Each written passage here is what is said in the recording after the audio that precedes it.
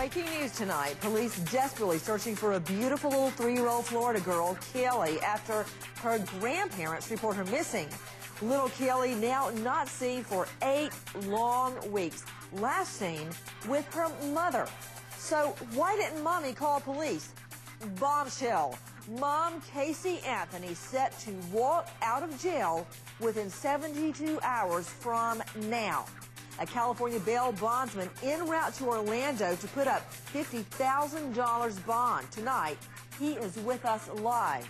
And stunning development. Cell phone triangulation places Mom Casey at a remote and isolated area near Orlando's airport, just one day after little Caylee last seen alive. Heavily wooded, surrounded by ponds. This after police hone in on 72 hours just after Caylee's last seen alive Father's Day weekend, including a mysterious flurry of calls from Mom Casey to parents' work and cell phones. Just hours ago, grandmother Cindy Anthony behind closed doors at police headquarters. Local report, sources within police say little Caylee is dead. And police formally announced no evidence whatsoever supports Mom Casey's claim little Caylee was kidnapped. But will a legal loophole prevent Mom Casey from ever facing charges more serious than child neglect? The Anthony family hiring a spokesperson to handle media. DNA results on hair and fluid discovered in Mom Casey's car trunk still under lock and key. We learn investigators testing 30 separate forensic samples tonight. Where is little Caylee?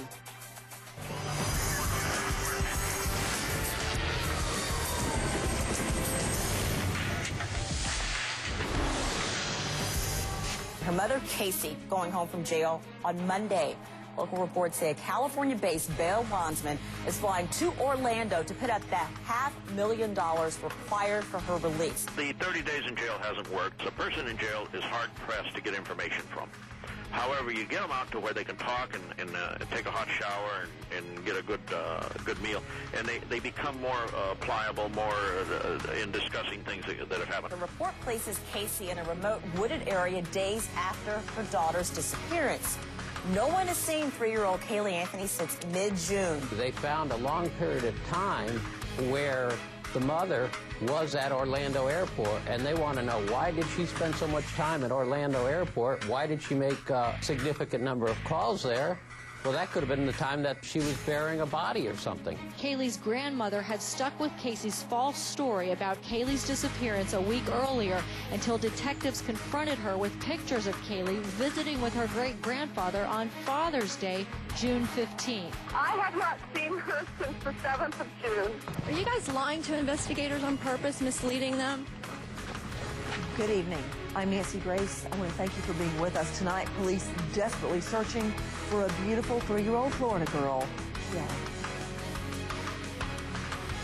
Local media say that Casey Anthony is going to be bailed out of jail as of Monday. She's charged with child neglect, obstruction, and making false statements. We do not believe that the baby, the 3-year-old, is dead. We believe that she misplaced her, did something wrong, but we don't believe that she's dead. However, if it turns up that something happened, nothing is lost. I mean, she's going to be under 24/7 surveillance. There are acres of woods and scrub and water in this remote area, less than 5 miles and less than a 10-minute drive from Caylee Anthony's grandparents' house. Channel 9 has learned that for some reason, Caylee's mother came to this area the day after Caylee disappeared. Very little traffic comes through this area, and at night it would be very dark here. There were a flurry of phone calls, a half dozen in all, starting at 3:03 p.m. that Monday afternoon, ending about 4:24 p.m. to the mother's cell phone, the father's cell phone. Apparently, she didn't even get any answers. Casey lied about the date, and the cell phone records are helping investigators find out what else Caylee's mother has lied about.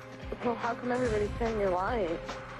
Because nobody's listening to anything that I'm saying. We want to talk to her because she is the last person to have seen Caylee that we can rely on to give us valid information.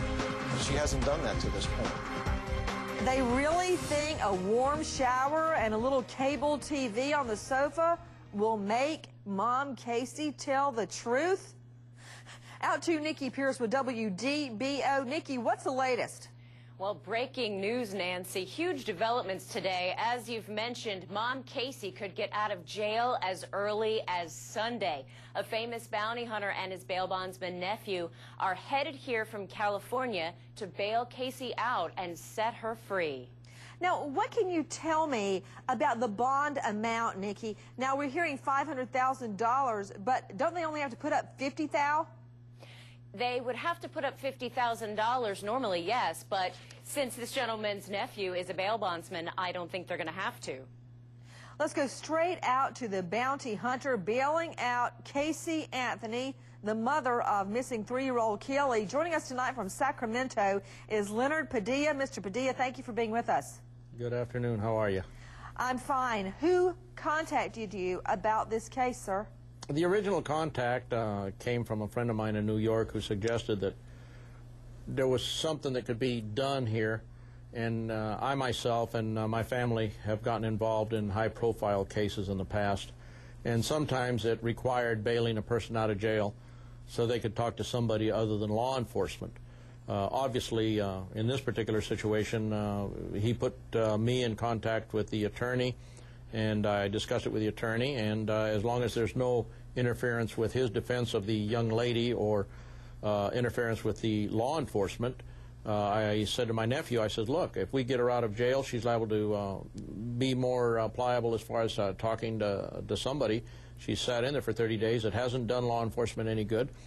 Let's take a run at it. I'm looking at it like this. I don't think that the 3-year-old is dead. I think she's alive. I think Casey just handed her off to a babysitter. These young ladies, when they're sometimes on drugs and things of that nature, they don't remember from one day to the next what they've done. And I believe that's what's taken place here. Now, I would rather see my theory proved out than to find out that she died, you know, or she had an accident or whatever. You know, I'd rather find Caylee alive. With us tonight in his first primetime exclusive interview, all the way from California, about to head en route to Orlando, is bail bondsman, bounty hunter Leonard Padilla. Yeah, I'm a bounty hunter, not a bail bondsman. You just stated that you believe Caylee is alive. Why? There's nothing that has been done that proves to me that she's dead. Cadaver dogs don't prove to me that she's dead. Why? Because I've been around this business for 33 years, and I've seen cadaver dogs hit on things that sometimes don't turn out to be the person. When? When did you see that? I've seen it in California on many, many homicides. What homicide? The one in California that was the most recent was a lady and her husband were in jail, basically on child neglect charges. And it was a situation where in that particular instance they found the child dead. They actually found the child dead, but the use of cadaver dogs didn't prove that she was dead. Well, did the cadaver dogs hit on anything? No, they didn't at the time, and the child was buried in the backyard, and we bailed the lady out, and she told us within a couple of hours what had happened. They'd killed the child, burned her in a fireplace, and buried her in the backyard. So, bottom line, the cadaver dog did not hit on something incorrectly. Correct, yeah. Okay, so have you ever seen a cadaver dog, a highly trained cadaver dog, not one but two separate cadaver dogs hit in the same spot and that spot not be accurate? Have you seen that, yes. Mr. Padilla? Yes.